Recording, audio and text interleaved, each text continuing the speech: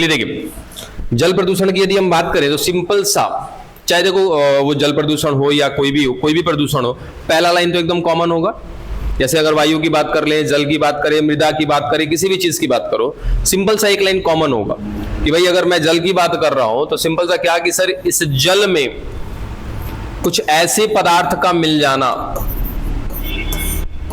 जो क्या हो, अनवांटेड हो, अवांछनीय हो। अब अनवांटेड क्या होता है सर, जिसकी कोई जरूरत नहीं है जल में। समझ में आ गया? जल में कहें या वायु में कहें कि उसकी वहां पर कोई आवश्यकता नहीं है, अनवांटेड है, अवांछनीय है, उससे नुकसान हो रहा है कि नहीं हो रहा है वो तो बात की चीज है, क्योंकि अलग अलग प्रकार के पदार्थ क्या करेंगे, अलग अलग प्रकार के नुकसान देंगे। हो सकता है कि जल में मिलने वाला वो तत्व, वो प्रदूषक आपको ही नुकसान दे रहा हो, या ये भी हो सकता है कि आपको नुकसान ना दे रहा हो, उस जल में मिलने वाले जो जलीय जीव हैं उनको नुकसान दे रहा है। तो अलग अलग प्रकार के क्या होंगे, आपके पॉल्यूटेंट्स होंगे, उसका रिएक्शन अलग अलग होगा, उसका मतलब कि कहीं ना कहीं उसका प्रभाव, उसका इफेक्ट अलग अलग हो सकता है। वो बात की चीज है सिंपल सा कि सर ऐसी चीजें जिसकी कोई जरूरत नहीं है जल में, अगर वो मिल रही हैं तो उसे हम क्या कहेंगे, कहीं ना कहीं वो प्रदूषक है जल के लिए। या फिर एक ऐसी लाइन लिखे, देखो जल में रासायनिक रूप से या भौतिक रूप से या जैविक रूप से कुछ ऐसे परिवर्तन आ रहे हैं जो इस जल के लिए सही नहीं है, और अंत में इस जल की क्वालिटी को, जल की गुणवत्ता को खराब कर रहे हैं।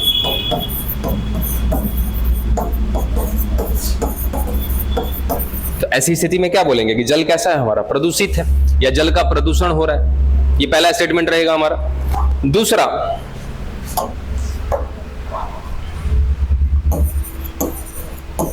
अच्छा डिसॉल्व ऑक्सीजन अगर कहे तो बात समझ में आता है क्या? डिसॉल्व्ड ऑक्सीजन, जिसको आप डीओ कह सकते हो शॉर्टकट में, या तो हम कहें हिंदी में तो घुलनशील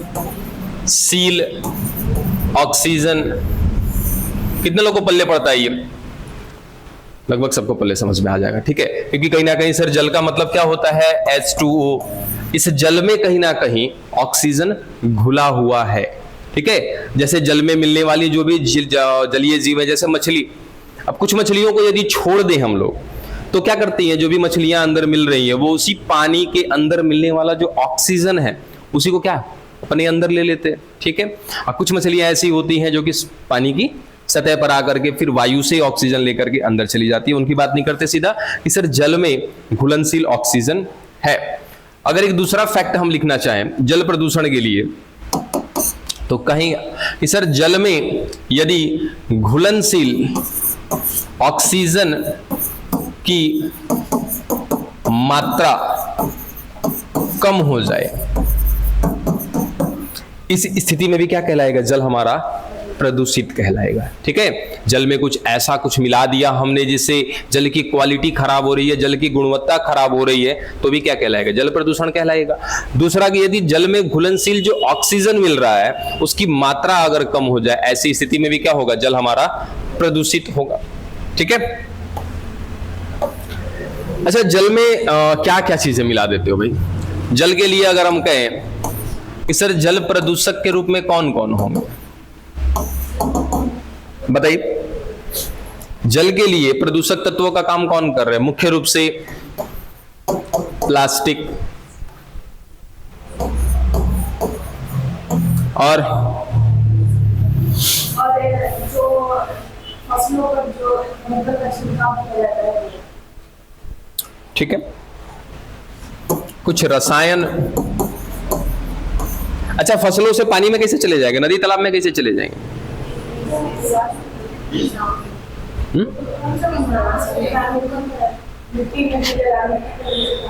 चलो कुल मिला जुला के सर सारा पानी एक जगह पे कनेक्टेड हो जाएगा, चला जाएगा, ठीक है। और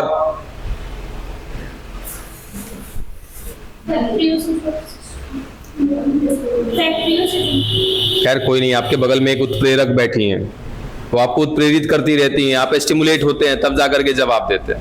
गजब का टेक्निक है। फैक्ट्री की बात कर रहे हैं, यानी कि कहीं ना कहीं सीधा सीधा हम ऐसा लिख दे उद्योग। जैसे पता है आज के डेट में ना सबसे ज्यादा प्रॉब्लम कहां पे, इंडस्ट्रियल एरिया के पास। कभी इंडस्ट्रियल एरिया में गए, वहां जाके देखिए। और अपने आसपास में पता है सबसे ज्यादा इंडस्ट्रियल एरिया कहां पे, झारखंड में। सबसे बड़ा इंडस्ट्रियल एरिया क्या है, झारखंड। आपके आसपास में ऐसे बहुत सारे राज्य हैं, लेकिन आपके नजदीक में कौन है, झारखंड है। और मैं पर्टिकुलर वहां पे रह के देखा हूं। कोयला, कोयला वहां पे ज्यादा होता है, वो एक अलग की बात है। कोयला के साथ साथ कहीं ना कहीं कुछ अयस्क भी वहां पर होते हैं, वो भी एक अलग की बात। अवरक वगैरह भी होते हैं वहां झारखंड में, ठीक है। अवरक भी वहां पे होते हैं, ऐसा मैंने बोला, ठीक है।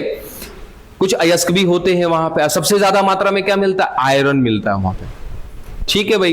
इंडस्ट्रियल एरिया इतना ज्यादा है वहां पे, इतना ज्यादा, शायद आप लोगों को पहले कभी बताया भी है, मैं बहुत लंबा समय बिताया हूं वहां पे, ठीक है। अब वहां पे आप रात में, अच्छा हम लोग यहाँ पे पानी रखते हैं रात में अपने पास पीने के लिए, सुबह उठते हैं तो पानी के ऊपर सफेद सफेद सा कुछ जम जाता है क्या, वहां का पानी रखोगे ना, बर्तन लाल हो जाएगा, पानी लाल हो जाएगा। आयरन बहुत ज्यादा है, इसी कारण से सफेद कपड़ा यदि पहनने के शौकीन है जो भी आपके, और वो बिलोंग करते हैं अगर झारखंड से, उनका सफेद शर्ट मिनिमम 4 से 6 महीना जाते जाते हल्का सा पीलापन आ जाएगा। हम लोगों का भी आएगा पीलापन, हम अच्छी से धुलाई नहीं करते। उसके बाद काफी लंबे समय के बाद, यानी कि साल 2 साल के बाद हमारा सफेद कपड़ा क्या होता है, हल्का सा पीलापन पे चला जाता है। और वहां झारखंड में जाओगे तो कुछ ही दिनों में, 2-4 महीने में, अगर आपने ढंग से साफ सफाई नहीं रखी है कपड़े की, तो 1-2 महीना में लाल हो जाएगा। लाल मतलब पूरा इन द सेंस लाल नहीं हो जाएगा, सफेद है तो सफेद ही रहेगा, उसकी चगमगाहट जो भी है ना खत्म हो जाएगी। अब कहोगे सर प्रदूषण है, जाहिर सी बात है भाई, अगर अत्यधिक मात्रा में कोई चीज मिल रहा है तो वो क्या है, प्रदूषण ही है। उसके साथ साथ इंडस्ट्रियल एरिया बहुत ज्यादा है। इंडस्ट्रियल एरिया में क्या होता है पता है, ये प्लांट, अब झारखंड में किस चीज का प्लांट है, झारखंड इंडस्ट्रियल एरिया तो है, बनता क्या वहां पे, तो याद रखिएगा झारखंड में सबसे ज्यादा क्या है, स्टील प्लांट है, ठीक है। अब स्टील का मतलब क्या सर, स्टील बनता है, हाँ स्टील बनता है, या फिर लोहे का, जैसे आप छड़ यूज करते हो घर में, छड़ यूज करते हैं, खिड़की दरवाजे बनाने के लिए एंगल यूज करते हैं। आपको एंगल ऐसे इस टाइप का लोहा रहता है ना, कॉर्नर एल एंगल में, उसी को कहते हैं एंगल। गाटर घर में जो लगता है छत में, तो ऐसे लोहे की जितनी भी सामग्रियां होती है वो स्टील प्लांट से ही बन के निकलती है। अब स्टील प्लांट में क्या होता है ना, लोहा को एकदम गर्म किया जाता है। खाली जाकर के ना यूट्यूब पे सर्च करना है steel plant, mechanism of steel plant, या स्टील प्लांट में प्रोडक्ट कैसे बनता है, खाली इतना सर्च करिएगा, देखिएगा भट्टी में से एकदम लाल लाल निकलता है लोहा, ठीक है। फिर उसको सांचे में डाल के, मशीन में डाल करके जो शेप साइज देना है वो शेप साइज दे देते हैं, एकदम लाल रहता है। और ये इंडस्ट्रियल एरिया में क्या करते हैं कि कहीं स्रोत से, जो भी स्रोत है, जो भी सोर्स है, वहां से पानी उठाते हैं और पानी को डायरेक्टली इस प्लांट में डालते हैं।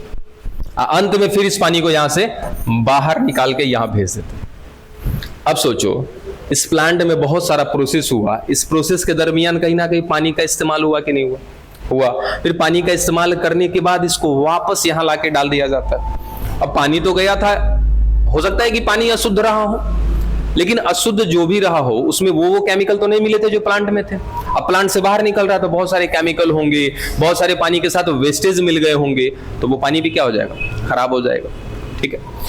ये अगर प्लांट की बात कर लें। उसके बाद मान लिया जाए सर एक साड़ी बनाने वाली प्लांट है,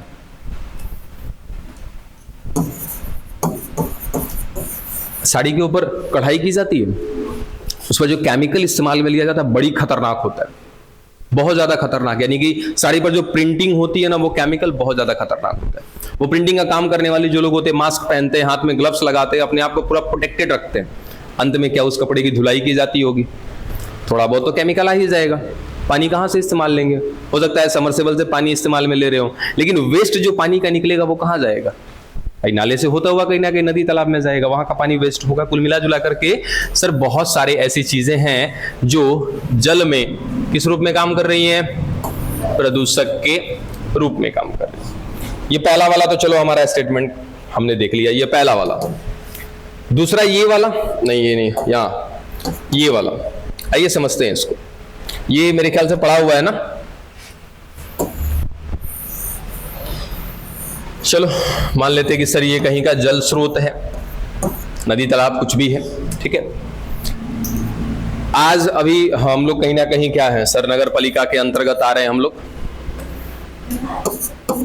अरे नगर पंचायत है बस, लो भाई नगर पंचायत। नगर पालिका कहने का मतलब हमारा था कि कहीं ना कहीं जो कचरा है उसको, कचरा को ढोने के लिए हमारे पास सब व्यवस्था कर दी गई है, ठीक है। लेकिन उसके बाद भी मानसिकताएं वहीं पर हैं। कल फिर वैसा इंसिडेंट हुआ हमारे साथ। देखो इंसिडेंट बताए थे ना, नहीं बताए थे कि बीच बजरिए में लगा के एकदम कपारे पे गिरेगा। कल फिर हुआ। आओ जानते हो कहाँ पे हुआ? नौ दुर्गा कोचिंग सेंटर के सामने हुआ, उससे जस्ट पहले। अब पता नहीं, चूड़ी कटरा है इधर पहले, जस्ट थोड़ा सा पहले चूड़ी कटरा का पूरा गोदाम है, वहां से जैसे निकल, हाँ ये संजोग हमारा बड़ा बढ़िया रहा है। हम जैसे पार हुए या बड़का को प्लास्टिक धमाक, हम गई कोनो आदमी गिर गया, देख रहे हैं पीछे तक कचड़ा है। अभी देखिए ना, तो फिर ऊपर से वो धड़ाम। कितना आलस भरा होगा उस व्यक्ति के अंदर, और कितनी कीचड़ वाली मानसिकता रखे होंगे वो लोग। अरे नीचे बगल में डस्टबिन है, आके डाल भी सकते हैं, ठीक है। फिर तो अंत में, इस चैप्टर के अंत में पता है क्या आएगा कि पहले हम ही को सुधार करना है, कुछ कर ले सुधार होने वाला नहीं है, ठीक है। चलो आगे। सर पानी है,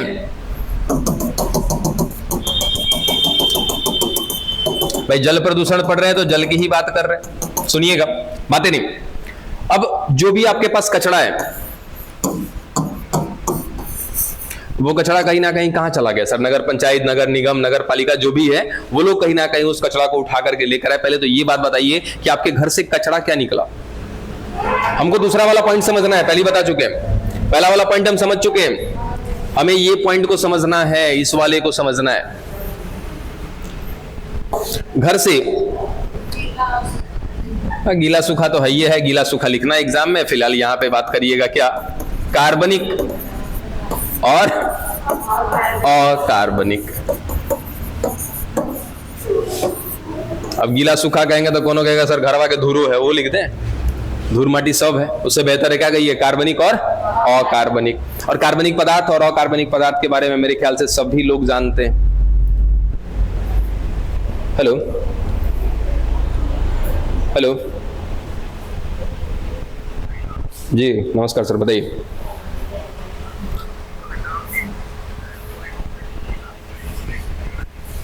अच्छा ठीक, हाँ ठीक है, ठीक है।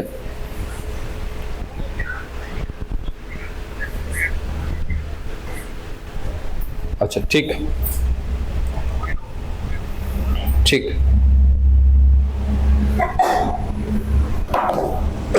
हाँ जी देखिए, कार्बनिक और अकार्बनिक। तो नहीं बता दो बाबू, कार्बनिक पदार्थ क्या है?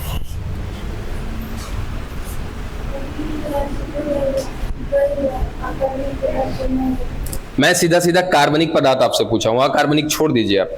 कार्बनिक पदार्थ बताइए। जो मिट्टी के साथ गल जाता है, कार्बनिक पदार्थ कहते हैं। अच्छा एक बात बताओ, ये कुछ भी है, जल वायु जो भी है, यहां पर मिल रहा है कार्बनिक पदार्थ। चलो जल ही कह देते हैं कि सर यहां जल है और इस जल में मिल रहा है कार्बनिक पदार्थ। क्या मैं इस जल को प्रदूषित कहूं या नहीं कहूं? कहेंगे किस मामले में? आपने तो बोला सर सड़ जाएगा, गल जाएगा, तो प्रदूषित कैसे हुआ? आपने स्वयं कहा ना अभी कि सर जो पदार्थ गल जाए, सड़ जाए, उसको कहेंगे कार्बनिक पदार्थ। आज अगर वो सड़ जा रहा है, गल जा रहा है, तो फिर कोई समस्या ही नहीं, तब कैसे प्रदूषण होगा वहां पे? बैठिए, चलिए कुछ सही जा रहे थे।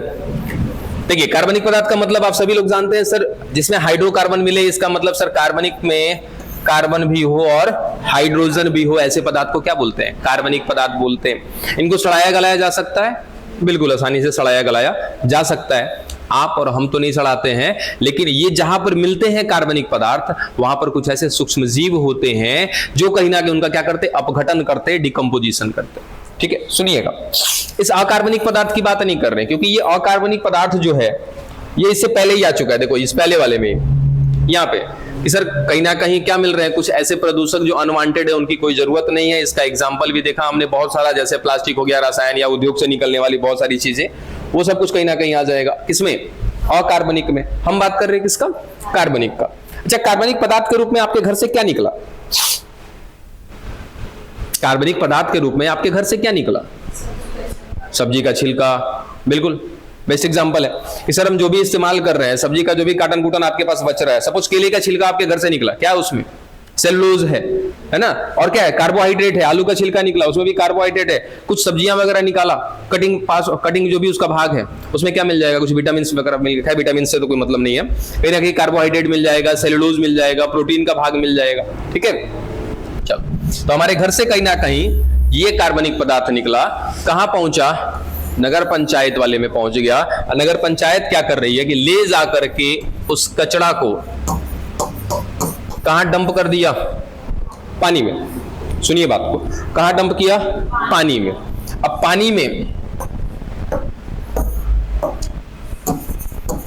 डाल दिया। अच्छा, पता है पानी आपको एक सीख देता है, जैसा करोगे वैसा मिलेगा। कुछ समय के लिए तो पानी में हम कचरा फेंक देते हैं, वापस देखिएगा कुछ दिन के बाद वो पानी उसी कचरे को वापस किनारे लगा देता है। ठीक है, जैसे अभी छठ पूजा हुआ, पूजा तो किया, बहुत ज्यादा जलो प्रदूषण किए हम लोग।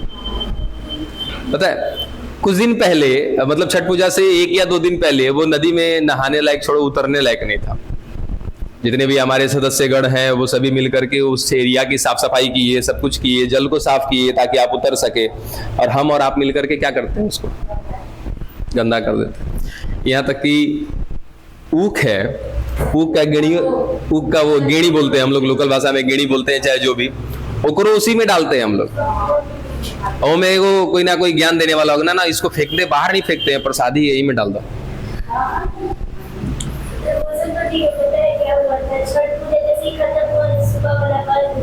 एक लेडीज थी, उनका चप्पल लेके अच्छे से धुल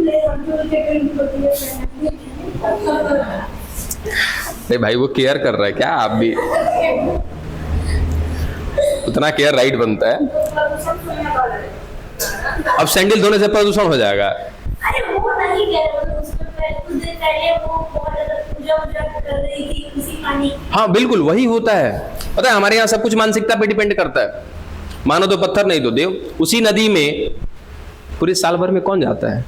कौन जाता है अगरबत्ती दिखाने? कोई नहीं। मैं धर्म के खिलाफ नहीं जा रहा, पूजा पाठ के खिलाफ नहीं जा रहा, लेकिन ये तो सोचो कि एक दिन हम क्या करते, बाप रे बाप, अब ओकरा से देवता कोई नहीं है, ओकरा से बड़ देवता कुछ नहीं है। उस पानी में उतरने से पहले उस पानी में कोई तरह का गंदगी फैलाना उचित नहीं समझते। अगले ही दिन सुबह में ले दे दनादन सब उसी में डाल के आ गए, कुछ नहीं छोड़ते। अगले दिन सब लोग घाट से निकल के आ जाता है। एक नजर अगले दिन शाम में जाके देखो नदी को, बहुत भयानक दिखता है वो पानी। अगले दिन जब जाते हैं तो समझ में आता है आपके वजह से, आपके एक दिन की पूजा के वजह से क्या दुर्दशा हुई है उस पानी की, वो भी तो जरा देखो। अगर एक एक व्यक्ति खाली ही समझ ले कि नहीं हमको उस दिन कचरा नहीं फैलाना है, पानी एकदम साफ रहेगा। आपने अगर कुछ कचरा डाला है उसको निकाल के बाहर कर दीजिए, हम खत्म। अरे एक लोग अपना बस केवल खाली दिमाग लगाए। जैसे आप सोच के देखो, आपके गली मोहल्ले में क्या होता है, रोड टूट गया है, गली में कचरा है, भाई कौन बनवाएगा? नगर पंचायत आएगा बनवाएगा? कोई नहीं। चलो नगर पंचायत के भरोसे रहो, पूरा रोड का हालत खराब रहेगा। आपका दरवाजा 10 फीट का है, 10 फीट पे खर्चा करोगे तो ज्यादा से ज्यादा 1000 रुपये का खर्चा आएगा। अगर आप अपना दरवाजे के सामने ढलैया वगैरह करके मस्त एकदम पना पलस्तरा करके रेडी करो और सारे लोग अगर अपने अपने दरवाजे के सामने कर लें, इसकी जरूरत पड़ेगी क्या? फिर अपने दरवाजे के सामने अगर सब लोग साफ सफाई करना शुरू कर दें, अपने दरवाजा साफ करने में, एक बाल्टी पानी डालने में कितना समय लगेगा? 5 से 10 मिनट, 20 मिनट।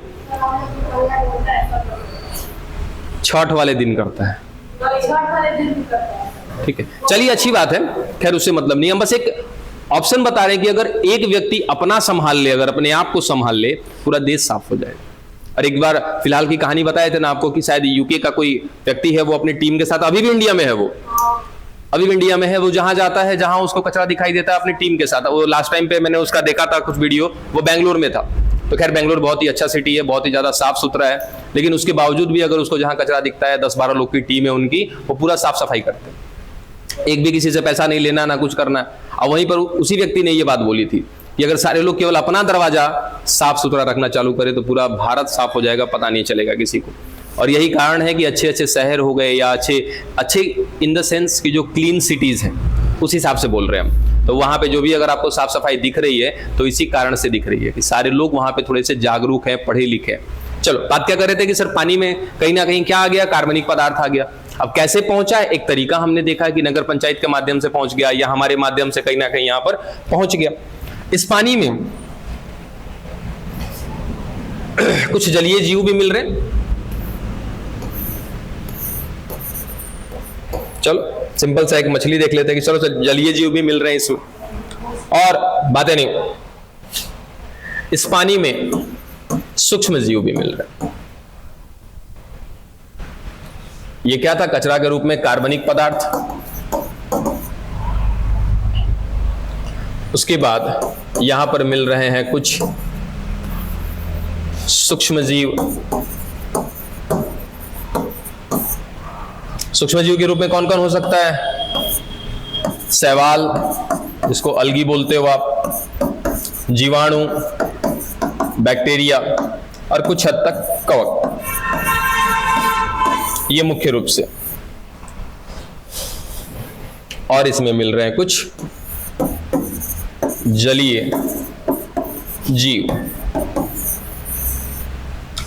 अब एक बात बताओ, आप जीवित हो या कोई भी प्राणी जिंदा है, इस बात का कोई प्रमाण है?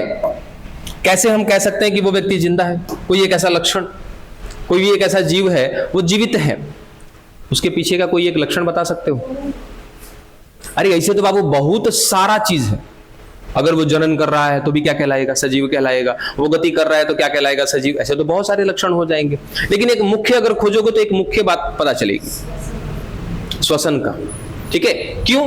क्योंकि अगर बच्चा कोई भी जीव है और अगर मैं कह रहा हूं कि वो जीवित है, तो जीवित है इसका मतलब क्या कि सर कहीं ना कहीं वो अपने अंदर क्या कर रहा है, ऊर्जा का इस्तेमाल कर रहा है, ऊर्जा बना रहा है, तब तो वो क्या है, जीवित है। और उसको ऐसा करने के लिए, जीवित रहने के लिए क्या करना पड़ेगा, ऊर्जा बनाना पड़ेगा। और ऊर्जा बनाने के लिए क्या लेना पड़ेगा, इसको भोजन लेना पड़ेगा। अब भोजन के रूप में क्या हम ऐसा कह सकते हैं कि सर हम लोग कार्बनिक पदार्थ का इस्तेमाल करते हैं? बोलो, क्या हम लोग भोजन के रूप में कार्बनिक पदार्थ का इस्तेमाल करते हैं? प्रोटीन खा रहे हो, विटामिन खा रहे हो, लिपिड्स खा रहे हो, कार्बोहाइड्रेट खा रहे हो, जितना भी चीज खा रहे हैं हम लोग, सारा का सारा क्या है, कार्बनिक पदार्थ। सर कार्बनिक पदार्थ को भोजन के रूप में इस्तेमाल लेते हैं तो जाके हमारे अंदर क्या बनती है, ऊर्जा बनती है। ठीक है, कौन सी प्रक्रिया से बन जाती है, श्वसन। ठीक है, जिसको क्या बोलते हैं, रिस्पायरेशन बोलते हैं या रेस्पिरेशन बोलते हैं। अगर लग रहा होगा कि सर सांस लेना और छोड़ना रेस्पिरेशन है, नहीं, इसको क्या बोलते हैं, स्वातन बोलते हैं। ठीक है, या फिर कहीं ना कहीं ब्रीदिंग बोलते हैं इसको इंग्लिश में। हाँ, ऐसा कह सकते हो कि स्वातन या ब्रीदिंग जो है इस श्वसन का पार्ट है, श्वसन का हिस्सा है। क्योंकि श्वसन के दरमियान ही कहीं ना कहीं वायु अंदर जा रही है, बाहर आ रही है, तो वायु का अंदर जाना, बाहर आना, ये क्या कहलाता है, स्वातन कहलाता है या ब्रीदिंग कहलाता है। और वायु की उपस्थिति में, सुनना कि अगर वायु हमारे अंदर गया, वायु के रूप में मुख्य रूप से कौन, ऑक्सीजन।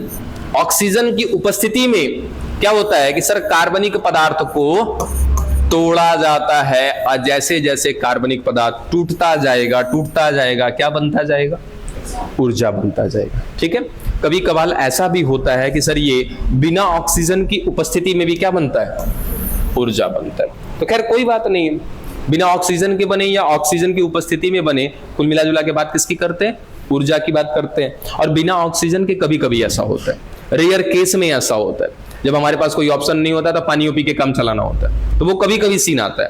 लेकिन मेजर केस में क्या, खाना भी खा लेते हैं।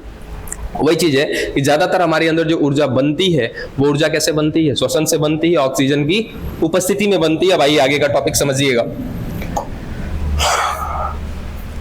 देखिए, उसी जल स्रोत की बात कर रहे हैं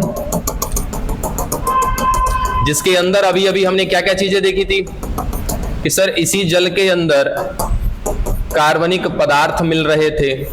और कौन मिल रहा था, सूक्ष्म जीव मिल रहे थे। और कौन मिल रहे थे, जलीय जीव मिल रहे थे। ठीक है, और एक चीज और इसमें ऐड कर देते हैं कि सर क्या इसमें डीओ भी मिल रहा होगा, डिसॉल्व ऑक्सीजन मिल रहा होगा, यानी कि घुलनशील ऑक्सीजन मिल रहा होगा। चलो अब क्या होगा कि सर ये जो कार्बनिक पदार्थ है ना, अभी अभी देखो तो क्या मैंने कार्बनिक पदार्थ को एक तरीके से क्या बोला था, भोजन बोला था। तो सर हम बढ़िया वाला कार्बनिक पदार्थ को भोजन के रूप में इस्तेमाल कर लेते, जो काटन कुटन था उसको कचरा के रूप में हमने फेंक दिया था। तो कचरा है जरूर, लेकिन फिर भी उसमें क्या है, कार्बनिक पदार्थ है। अब क्या होगा कि सर इस पानी में कार्बनिक पदार्थ है, हाँ वो हमारे लिए क्या था, कचरा था, तो हमने उसको फेंक दिया। लेकिन अभी भी वो क्या है, कार्बनिक पदार्थ है। ऐसा हम कहें कि सर वो एक तरीके से क्या है, भोजन है। अब हमारे लिए तो नहीं है भोजन के समान, क्योंकि वो हमारे लिए व्यर्थ है, लेकिन यहां कौन मिल रहे हैं, सूक्ष्म जीव मिल रहे हैं। वो सूक्ष्म जीवों के लिए क्या हो जाएगा, भोजन रूपी हो जाएगा। ठीक है, अब सूक्ष्म जीव क्या करेंगे, क्या इस जल में घुलनशील ऑक्सीजन है, सुनना कि सर वो पानी में क्या मिल रहा था, कार्बनिक पदार्थ, वो था भोजन। ये भोजन किसके लिए है, सूक्ष्म जीवों के लिए है। ये सूक्ष्म जीव इस जल में जो घुलनशील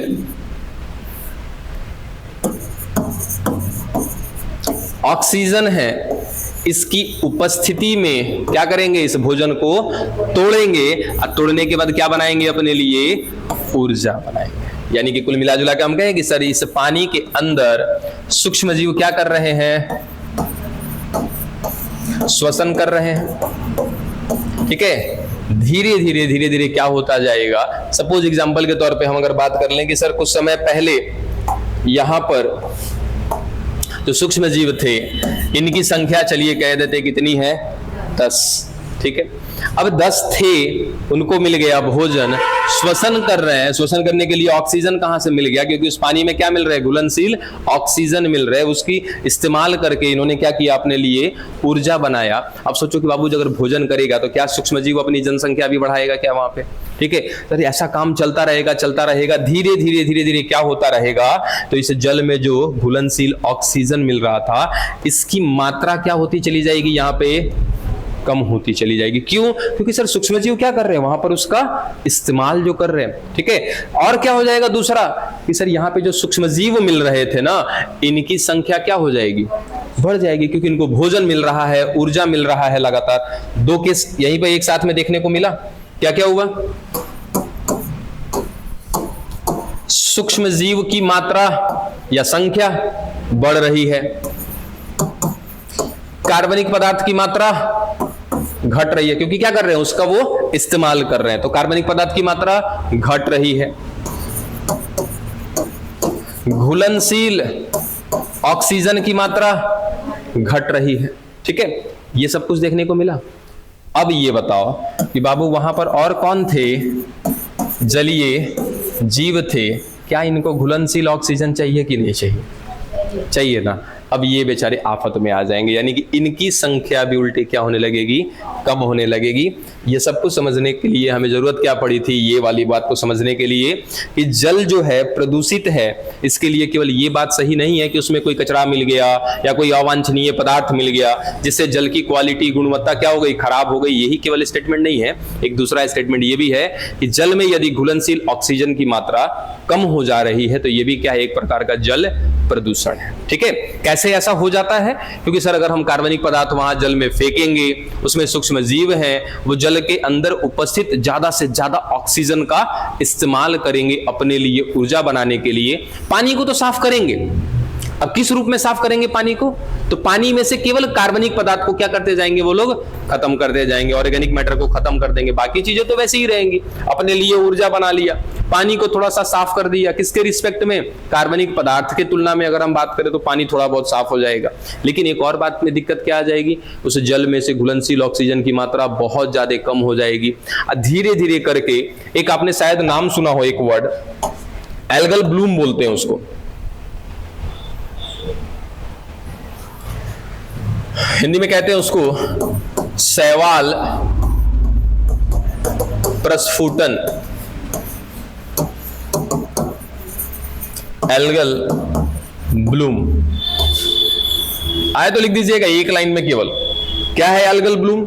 सर अगर किसी पानी में कहीं ना कहीं क्या हो रहा है, कार्बनिक पदार्थ की मात्रा बहुत ज्यादा मिल रही है, उसमें मिलने वाले जो शैवाल हैं वो क्या करते जाएंगे, तो उस कार्बनिक पदार्थ को धीरे धीरे तोड़ते जाएंगे और वहां पर जनसंख्या बढ़ती जाएगी, किसकी, शैवालों की। एक तरीके से ऐसा हो जाएगा ना सर, एक विस्फोट हो जाएगा। अब विस्फोट का मतलब वो वाला विस्फोट नहीं, इनकी बहुत ज्यादा क्या हो जाएगी, संख्या वहां पर बढ़ जाएगी। क्यों बढ़ रही है? क्योंकि कार्बनिक पदार्थ मिल रहा है और वहां पर इस्तेमाल करते हुए क्या कर रहे हैं, ऊर्जा बना रहे हैं, अपनी संख्या को बढ़ाते जा रहे हैं। अंततः क्या हो जाएगा सर, उनकी संख्या इतनी ज्यादा बढ़ जाएगी, इसी को कहते हैं शैवाल का प्रस्फुटन, एल्गल ब्लूम कहते हैं। ठीक है, चलो जल प्रदूषण समझ में आया? पक्का ना? अगले दिन तो पूछो तो दांती निकाल दोगे। कपार खजुआ लो बाबू। कहा है आप समझ रहे?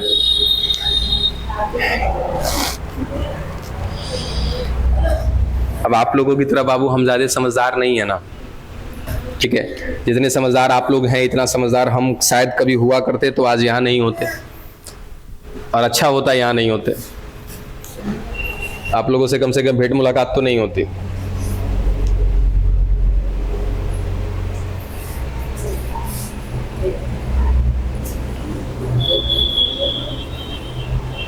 चलिए बीओडी की बात कर लेते हैं एक बार जरा। बीओडी अभी टॉपिक रह गया अपना, इसी में है। देखो पहले भी हमने पढ़ा हुआ है बीओडी। बीओडी को क्या बोलते हैं हम लोग? बायो केमिकल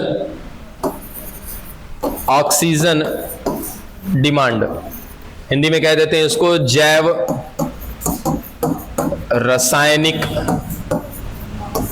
ऑक्सीजन आवश्यकता या मांग,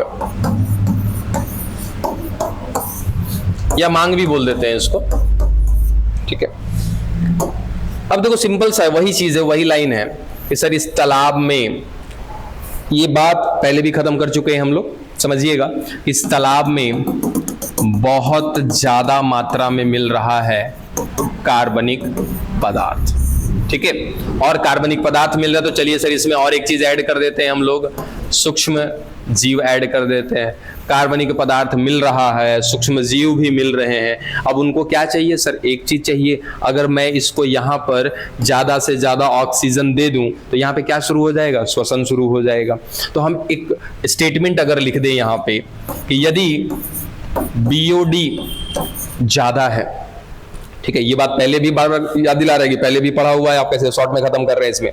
बीओडी का मतलब कि यदि किसी पानी में ऑक्सीजन की डिमांड बहुत ज्यादा है, ऑक्सीजन की आवश्यकता बहुत ज्यादा है, तो ऐसा कब होता है कि जब सर पानी में कौन मिल रहा है? कार्बनिक पदार्थ की मात्रा बहुत ज्यादा होगी। सूक्ष्म जीव तो सर ऑलरेडी वहां पर मिल रहे होंगे, सूक्ष्म जीव की तो बातें नहीं करेंगे, सूक्ष्म जीव हर जगह पे है, आसानी से मिल जाएंगे। हम बात कर रहे हैं किसके? कार्बनिक पदार्थ की। अगर इस जल में कार्बनिक पदार्थ की मात्रा बहुत ज्यादा है, इसका मतलब कि सर इसको क्या चाहिए? ज्यादा से ज्यादा ऑक्सीजन चाहिए। इसमें उपस्थित सूक्ष्म जीव क्या कर रहे होंगे? सर ऑक्सीजन दो, बस उसको, वो तो काम है उसका। तो बीओडी अगर ज्यादा है तो हम कहें कि पानी साफ होगा कि गंदा होगा?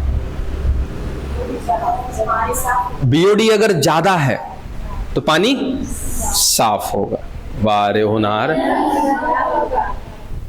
सोचो कि बाबू ये पानी है, अच्छा बीओडी का मतलब समझो ना पहले। बीओडी किसके लिए है? बीओडी याद रखिएगा किसके लिए?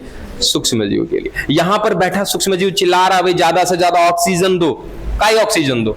क्योंकि क्या मिल रहा है इसके अंदर? ज्यादा से ज्यादा कार्बनिक पदार्थ। कार्बनिक पदार्थ को अभी ना कुछ देर पहले हम देखो तो किस रूप में डिनोटेट किए हैं इसको, ये देखो तो कचरा के रूप में बताया है ना कि कार्बनिक पदार्थ क्या है? कचरा है?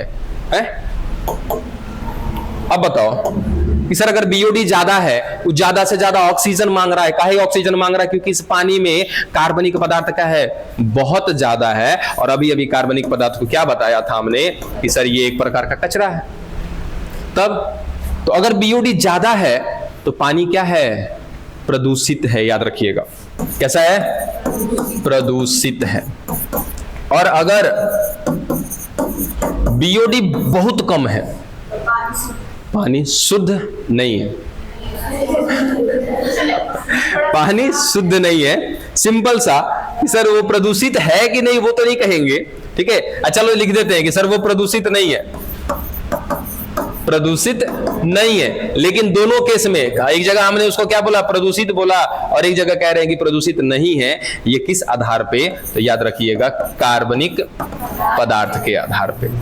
बाकी तो और भी बहुत सारी चीजें हो सकती है वहां पे, हम केवल कार्बनिक पदार्थ को आधार बना करके चले हुए हैं कि अगर बीओडी ज्यादा है इसका मतलब वहां पे कार्बनिक पदार्थ बहुत ज्यादा है, बीओडी बहुत कम है इसका मतलब कहीं ना कहीं कार्बनिक पदार्थ की मात्रा क्या है, बहुत कम है। इसके बाद एक इक्वेशन कहीं तो है नहीं ऐसा, आप हम कहा मना किए थे। हाँ तो हम तो आपको आगे और पूछ रहे थे उससे आगे। हम हमेशा ऐसे ही करते हैं, हम हमेशा ऐसा नहीं करते, हम चाहते हैं कि जो शब्द आपने खोला है उसको खत्म करो बस। हमें दुश्मनी है आपसे। तब बताओ, एक तो आप कार्बन कॉपी हो हमारी, अपने कार्बन कॉपी से किसको दुश्मनी होगा है? चलो एक देखो अब यहां तीनों को एक साथ कंपेयर करते हैं। डीओ याद है सर, डिजॉल्व ऑक्सीजन, दूसरा बीओडी और तीसरा कार्बनिक पदार्थ। समानुपाती असमानुपाती समझते हो? ऐसा बहुत पहले एक बार आया हुआ था क्वेश्चन, न्यूमेरिकल मतलब ये ऑब्जेक्टिव के रूप में बहुत पहले, करीबन ये 2019-20 में एक बार आया हुआ था। ऐसा कहीं है नहीं, बहुत पहले नहीं हुआ। अरे आएगा कि नहीं आएगा एक बार समझ लो, आएगा तो कर लेना, नहीं आएगा तो नहीं करिएगा। और खैर आए या ना आए आप लोगों को क्या फर्क पड़ता है उससे? कोई फर्क है? कोई इंटेंशन है आप लोगों का कि नहीं एग्जाम आने वाला है? कोई प्रेशर दिखता है? कोई प्रेशर नहीं है। अच्छा अगर देखो तो यहां पे मैंने समानुपाती लगाया, सही है क्या?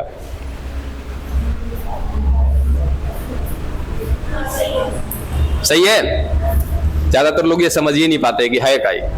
अरे समानुपाती किसको कहते हैं? समानुपाती एक तरह का बराबर का साइन है, सिंपल सा, ठीक है, डायरेक्टली प्रोपोर्शनल बोलते हैं उसको। सोच के देखो पहले दोनों को कि अगर बीओडी ज्यादा होगा, यानी कि ऑक्सीजन मांग रहा है कोई, पानी के अंदर मिलने वाला सूक्ष्म जीव क्या कर रहा है? सर ऑक्सीजन मांग रहा है, बहुत ज्यादा मांग रहा है, तो क्या कहेंगे? बीओडी उसका ज्यादा है। अब बीओडी अगर ज्यादा होगा तो कहे कि सर कार्बनिक पदार्थ भी क्या होगा वहां पे?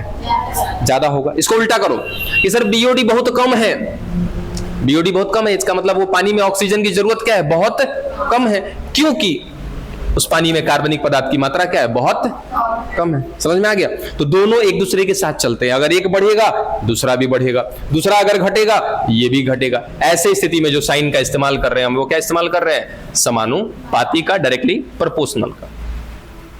अब अगर इसके साथ तुलना करें तो, डीओ के साथ, घुलनशील ऑक्सीजन के साथ तुलना करें तो ये क्या हो जाएगा? व्युत्क्रमानुपाती हो जाएगा, ठीक है, इनवर्सली प्रोपोर्शनल हो जाएगा। ये कैसे?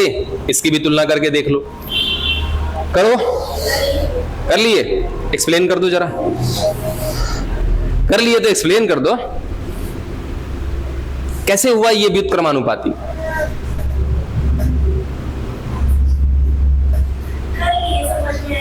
अरे तो भाई समझा दो, हम ही लिख के कंफ्यूज हो गए हैं बस इसलिए पूछ रहे हैं, बताओ। उसमें वो ऑक्सीजन की आवश्यकता समझे हो तो समझाओ, तब तक बाकी लोग समझने की कोशिश करिए। हम देखते हैं कोई और टॉपिक तो छूट नहीं रहा है, जल्दी बताइए।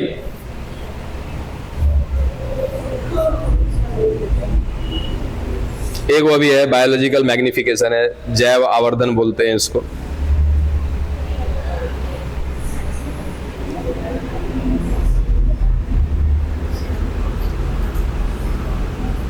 अरे जल्दी समझाओ। उसकी आवश्यकता बढ़ने से ये उसका मान घटेगा। किसकी आवश्यकता बढ़ने से किसका मान घटेगा? क्योंकि ऑक्सीजन की अगर आवश्यकता बढ़ेगी तो ये डीओ तो ये घटेगा। चलिए सिंपल सा है सर, ये उल्टा होगा, ठीक है। काहे उल्टा होगा? सोच के देखो, डीओ क्या है? घुलनशील ऑक्सीजन है ये। सर ये घुलनशील ऑक्सीजन है, कहाँ मिल रहा है? जल में मिल रहा है। अब सोच के देखो कि सर ये हमेशा उल्टा होगा। अगर इसकी मात्रा कम होगी तो इसका डिमांड क्या होगा? ज्यादा होगा। बस समझ में आया? और अगर इसका डिमांड कम है, यानी कि ऑक्सीजन कम मांगा जा रहा है, इसका मतलब वहां पे घुलनशील ऑक्सीजन ज्यादा है। ये उल्टा काम कर रहा है कि नहीं काम कर रहा है? इसलिए क्या बोलते हैं कि ये क्या है? व्युत्क्रमानुपाती है। ऐसा कभी सवाल बहुत दिनों के बाद बना है, अगर ध्यान में रहेगा तो रख लीजिएगा इसको। बना तो ठीक है, ना बना तो नहीं हुआ। चलिए, जल प्रदूषण में हमने जल प्रदूषण को देख लिया, उसके साथ साथ उसमें बीओडी समझ लिया। एक अगला वर्ड है आपका जैव आवर्धन। हाँ जी, जैव आवर्धन, आवर्धन ऐसे होगा ना। बायोलॉजिकल,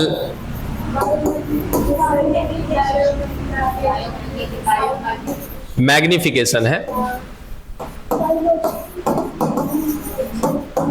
अरे कहाँ हो गया, ये टॉपिक कहीं और देख लिए हैं कहा? अच्छा, आवर्धन मतलब क्या होता है? बड़ा। ठीक है, चलिए अब हमारा टॉपिक जो है इसका मतलब क्या है, एकदम सिंपल है। एक स्टेटमेंट लिखेंगे, एक एग्जांपल बताएंगे, समझ में आ जाएगा। लेकिन कुछ लोगों को गायब भी हो जाएगा, बस बता रहे हैं। समय का टेंशन मत लीजिएगा। आपके मिथुन सर ने कहा है जितना एक्स्ट्रा टाइम लेना है ले लीजिए। अब क्यों कहा है वो समझे, उन्हीं का कॉल आया था कुछ देर पहले। अब का है का नहीं है हमको नहीं पता, इस पर कोई डिस्कशन ना करे तो ज्यादा बेहतर है। खुद कहे हैं कि सर 8:45 बजे तक 9 बजे तक जितना पढ़ाना है पढ़ा लीजिए।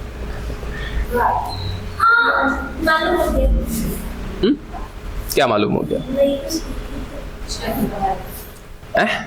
आज से स्कूल खुल गया ना। हाँ तो उनके क्लास का पहले क्लास है, वो तो टाइम पे आते नहीं है, लेट जाते हैं। हम लोग पहले जाके हम लोग जनवरी फरवरी खेलते हैं, इससे अच्छा हम लोग यहाँ पढ़े। जनवरी फरवरी सर ऐसे नहीं कि ऐसे जनवरी के लिए वाले की फरवरी जाके टेस्ट कराओ। तो लोग अभी मैच्योर नहीं हो रहा है, कहीं प्रोग्रेस रुका हुआ है तो लोग के अंदर। ये कौन सा उम्र है जी जनवरी फरवरी खेलने का?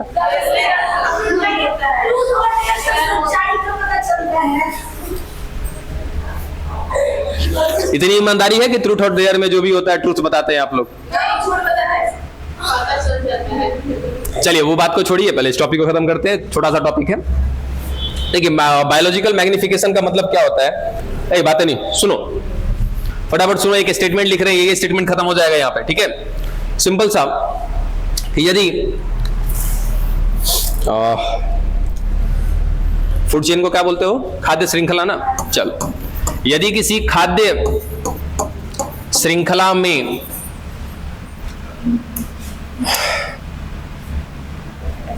नॉन बायोडिग्रेडेबल क्या कहते हैं, तो लोगों के साथ हंसी मजाक करने में हमारा वर्ड पावर खत्म हो जाए।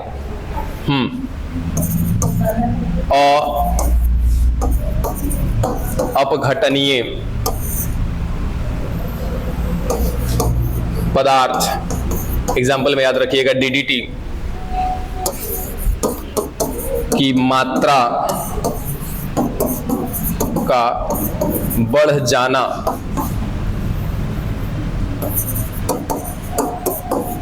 जैव आवर्धन कहलाता है। पढ़ो पहले, आराम से सुनो, सोचो इसको, देखो क्या है। पहले तो हमें इतना पता है ना कि सर दो प्रकार का सब्सटेंस है, दो प्रकार का पदार्थ है। एक को कहते हैं जैव अपघटनीय, एक को क्या बोलते हैं? जैव अपघटनीय। ठीक है, दोनों में अंतर होता है। क्या सर? जिसका अपघटन हो सके, जिसका डिकम्पोजिशन हो सके, उसको क्या बोलते हैं? बायोडिग्रेडेबल। जिसका अपघटन ना हो सके, डिकम्पोजिशन ना हो सके, उसको क्या बोलते हैं? नॉन बायोडिग्रेडेबल, यानी कि कहीं ना कहीं अपघटनीय पदार्थ है वो। ठीक है, एग्जाम्पल के तौर पे हमने यहाँ पे क्या लिया है? डीडीटी लिया है। डीडीटी कौन है? तो सर ये कीटनाशक है, याद रखिएगा। कौन? कीटनाशक है, इसको बोलते हैं पेस्टिसाइड। अच्छा, एक चीज और देखना, जहां भी मारने और किसी चीज को मारने की बात करते हैं ना, वहां पे लास्ट में साइड लगा होता है। जब भी हम कोई मारने से रिलेटेड वर्ड इस्तेमाल करते हैं, वहां लास्ट में साइड लगा होता है। कभी भी आप केयर करके देखिएगा। सपोज सुसाइड, साइड जो भी हो, बस हमने आपको एक तर्क दे दिया है कि जब भी कहीं पे मरने मारने की बात होती है ना नॉर्मली, तो उस वर्ड को जो आप इस्तेमाल में लेते हो उसके लास्ट में लगा होता है साइड। अगर साइड वर्ड लगा हुआ है तो इसका मतलब समझ लीजिएगा। और उससे पहले, अब यहाँ पे सुसाइड का मतलब क्या होता है? सु, इट मीन्स कि कहीं ना कहीं सु जो वर्ड है वो स्वयं के लिए होता है। साइड मीन्स मार देना, स्वयं को मार देना क्या कहलाता है? सुसाइड कहलाता है। पेस्टिसाइड, अब पेस्ट का मतलब क्या होते हैं? कीड़े होते हैं। कीड़े को मार देना क्या कहलाता है? पेस्टिसाइड कहलाता है। ठीक है, इंसेक्टिसाइड्स, अब कहोगे सर पेस्टिसाइड है इंसेक्टिसाइड्स अलग अलग हैं? बिल्कुल अलग अलग हैं। अब ये डिपेंड करता है कि सर वो पेस्ट, जैसे आपके घर में कॉकरोच वगैरह मिल रहे हैं, उनको क्या वो मारने के लिए जो केमिकल इस्तेमाल मिलेंगे उसको कहते हैं पेस्टिसाइड्स। फसल पर कुछ कीड़े लग रहे हैं, उस पर जो केमिकल आप मारते हो ताकि वो कीड़े मर जाएं, उनको बोलते हैं इंसेक्टिसाइड्स। तो अलग अलग टाइप के होते हैं। ठीक है, चलो पढ़ो इसको।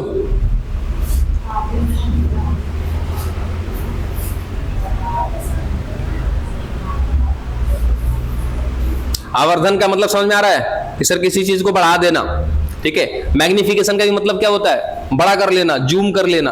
किसको बढ़ा रहे हैं, देखिए आइए एग्जांपल के तौर पे समझिएगा। सिंपल सा कि सर 4 जगह लेते हैं हम लोग। अच्छा, खाद्य श्रृंखला तो समझ में आता है सर, घास है, घास को खाने वाला कौन, खरगोश खा लिया, चलो एकदम सिंपल सा। खरगोश को खा गया कौन, लोमड़ी। अब बाकी तो आगे की कहानी आपको पता है, ठीक है। चलो भाई, खा लिया इसको। अब हम इसको ना आगे लेके चलते हैं, समझिएगा कैसे। सर 4 जगह है, ए, बी, सी और डी। इस चारों जगह पर मिल रहे हैं घास।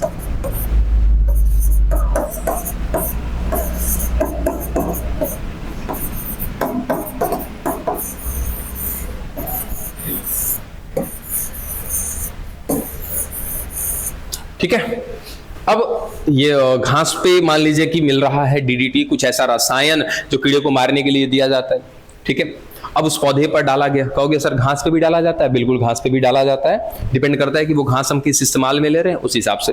तो सिंपल सा कि सर इस घासों पर कहीं ना कहीं किसका इस्तेमाल किया गया है, डीडीटी का इस्तेमाल किया गया, कुछ ऐसे केमिकल्स का जिनका इस्तेमाल किया जाता है कीड़े वगैरह को मारने में, ठीक है। अब इन पौधों के अंदर सिंपल सा अगर कह दें कि सर 4 ml के तौर पे, 4 ml सब में 4 4 4, इन्होंने अपने अंदर 4 ml उस डीडीटी को एब्जॉर्ब किया, ठीक है। अब सर ये दोनों जगह के घास को ना खा लिया, मान लो एक खरगोश ने, ठीक है। अब घास तो खाया, घास में क्या था, डीडीटी था। कितना था सर, यहां भी 4 ml, यहां भी 4 ml। अब खरगोश ने खाया तो खरगोश में कितना चला जाएगा, 8 ml चला जाएगा कि नहीं चला जाएगा डीडीटी, ठीक है। इस घास को सपोज मान लो खा गया कोई एक खरगोश,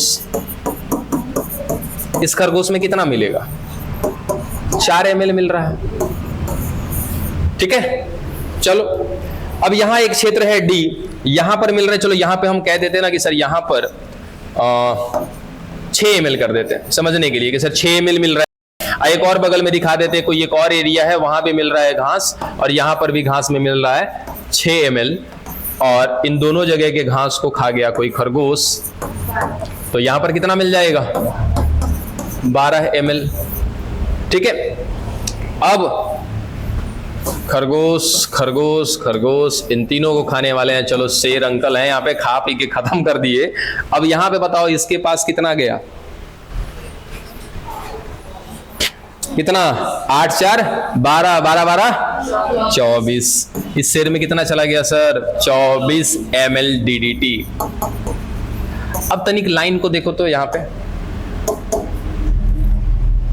यही है ना, देखो कि सर ये जो खाद्य श्रृंखला है, अब इससे भी पहले एक वर्ड लगा देते हैं कि खाद्य श्रृंखला में आगे की ओर, क्योंकि खाद्य श्रृंखला क्या होता है सर, एक ऐसा सीक्वेंस होता है जो कहीं ना कहीं फूड की कनेक्टिविटी को दिखाता है कि कौन किससे कनेक्टेड है, वो हमेशा फॉरवर्ड डायरेक्शन में होता है। ये बात हम लोग बहुत पहले कर चुके हैं कि खाद्य श्रृंखला जो होता है, फूड चेन जो होता है, वो आगे की ओर ही चलता है, पीछे की ओर नहीं चलता, ठीक है। तो जो आगे की ओर जा रहा है, क्या इसमें अपघटनीय पदार्थ की मात्रा बढ़ रही है क्या, देखो तो सर, बढ़ता जाएगा, घटेगा नहीं। देखो 4 था, ऊपर अंत में कितना पहुंचा, 24 ml। यानी कि एक खाद्य श्रृंखला के अंतर्गत जो भी सजीव आ रहे हैं, उनमें अपघटनीय पदार्थों की मात्रा बढ़ता जाता है। इसी बात को क्या कहा जाता है, जैव आवर्धन कहा जाता है। बात समझ में आ गया, ठीक है। ये एक वर्ड था, ये खत्म हो गया। अब अगला जो आपका है वो है मतलब जल प्रदूषण में, अच्छा देखो एगो रह गया जी, एगो एक्ट है, एक अधिनियम है। वो अधिनियम मेरे ख्याल से 1974 का है, 1974 का है एक अधिनियम, एक एक्ट है। क्या था वो, पता है इंडिया में तो एक और बड़ी समस्या है। समस्या जानते हो क्या है, कि हमारी गवर्नमेंट तभी एक्शन लेती है जब समस्या खड़ी हो जाती है, जब समस्याएं बहुत ज्यादा हो जाती है, तब जाकर के कहीं ना कहीं हमारी गवर्नमेंट एक्शन लेती है। और कहीं कहीं तो ऐसा है कि समस्या निपटने के बाद भी गवर्नमेंट एक्शन लेती है, सब कुछ जब खत्म हो जाता है। तो जल प्रदूषण निरोध एवं नियंत्रण अधिनियम। ठीक है, याद रखिएगा ये क्या है, एक ऐसा ही कुछ अधिनियम आपने देखा होगा कहां पे, वायु प्रदूषण वाले में। याद आया, वायु प्रदूषण में भी एक अधिनियम था। अब इसमें क्या हुआ कि ये कब देखा गया, 1974 में। और क्या किया गया, तो सिंपल सा सर एक अधिनियम बनाया गया, उस अधिनियम के अंतर्गत एक एक्ट बनाया गया, कुछ नियम कानून इसमें रखे गए। और वो नियम कानून क्या थे कि पानी को कम से कम प्रदूषित करना है, बस। ठीक है, इस एक्ट को याद रखिएगा, कब आया था, 1974 में, 1974 में खत्म हो गया आपका जल प्रदूषण। अभी जल प्रदूषण का ही एक भाग और है, और वो मेरे ख्याल से लास्ट तो नहीं है अभी आपका, और भी कुछ टॉपिक्स हैं जिसमें अब अगला जो आएगा आपका ठोस अपशिष्ट, सॉलिड वेस्ट। ठोस अपशिष्ट समझते हो, ठोस अपशिष्ट, सॉलिड वेस्ट। एक वर्ड लिखो जरा, खोज के आना, वर्ड लिखो, सैनिटरी लैंडफिल्स। है, हमको मालूम है, रखो उसको।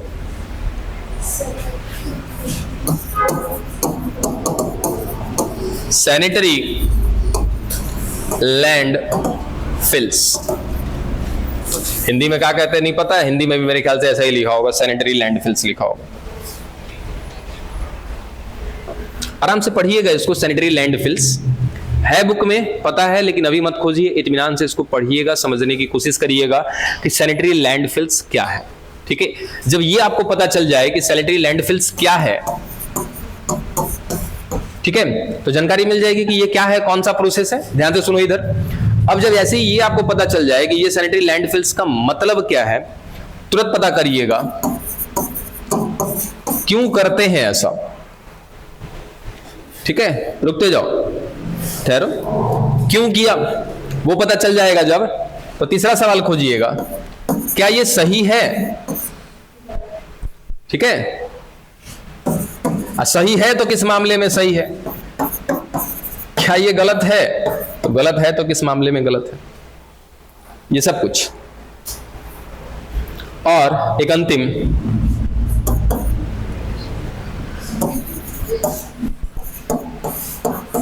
कहां किया जाता है ये।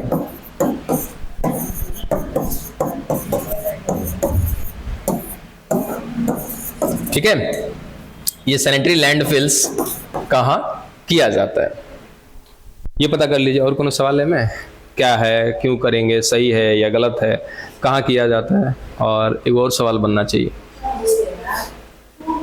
धैर्य रखो, धैर्य रखो।